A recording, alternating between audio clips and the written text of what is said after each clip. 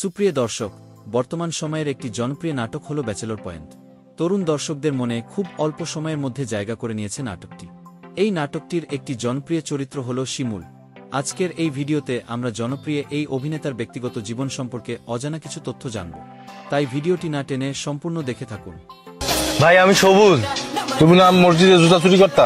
ভাই ওটা তো না বুঝা করছি, ছোট ছিলাম না, এখন ভালো হয়ে গেছি। কাজল আরেফিন অমির মাস্টার ক্লাস কাজ বর্তমান সময়ের জনপ্রিয় ধারাবাহিক নাটক ব্যাচেলর পয়েন্ট। সেই নাটকের একজন জনপ্রিয় অভিনেতা হলেন শিমুল। তার আসল নাম হচ্ছে শিমুল শর্মা। শিমুল শর্মার জন্ম 1995 সালের 23শে মার্চ। সেই হিসেবে তার বর্তমান বয়স হচ্ছে 30 বছর। শিমুল শর্মার জন্মস্থান হচ্ছে ফেনী জেলার সোনাইমুড়ি উপজেলায়, কিন্তু বর্তমানে তিনি ঢাকায় বসবাস করছেন। শিমুল শর্মার উচ্চতা 5 ফিট 9 ইঞ্চি এবং তার শরীরের ওজন মোটামুটি 70 কেজির মতো। শিমুল মূলত কাজল আরেফিন অমির প্রধান সহকারী ছিলেন। ফেনী শহরে তার ছোটবেলা কেটেছে।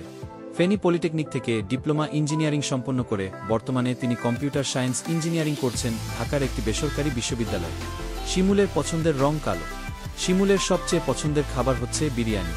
নাটকের মধ্যে আমরা যেমন শিমুল শর্মাকে হাসিখুশি দেখি, ঠিক তেমনি তিনি বাস্তবেও অনেক হাসিখুশি থাকেন। তিনি অতি সাধারণ মানুষ। শিমুল শর্মার আগের দিনগুলো কিন্তু এমন ছিল না। তার অভিনয় জগতে আসার কোনো প্রকার ইচ্ছেই ছিল না। কিভাবে একজন নির্মাতা থেকে অভিনেতা হয়ে গেলেন, সেই গল্পটাই এখন বলবো। শিমুল শর্মার সিনেমার প্রতি প্রচুর আগ্রহ ছিল। তিনি প্রচুর সিনেমা দেখতেন, কিন্তু তারপরও কখনো সিনেমা করার ইচ্ছা জাগেনি তার মনে। তিনি সবসময় চেয়েছিলেন একজন নির্মাতা হতে। হঠাৎ করে একদিন তিনি কাজল আরেফিন অমির ফেসবুক পোস্ট দেখলেন, যে পোস্টে লেখা ছিল সহকারী পরিচালক খুঁজছেন কাজল আরেফিন অমি।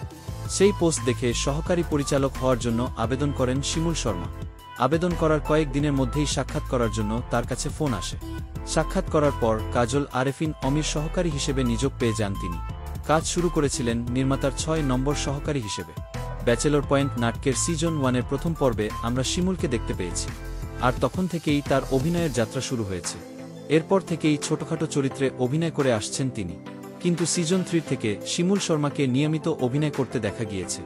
বর্তমানে শিমুল নির্মাতার থেকে অভিনেতা হিসেবে সবচেয়ে বেশি পরিচিত। রাতারাতি তৈরি হয়ে গিয়েছে তার একটি বড় ফ্যানবেজ।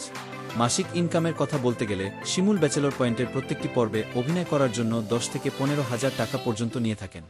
বর্তমানে শিমুল শর্মা প্রায় 3 কোটি টাকার মালিক।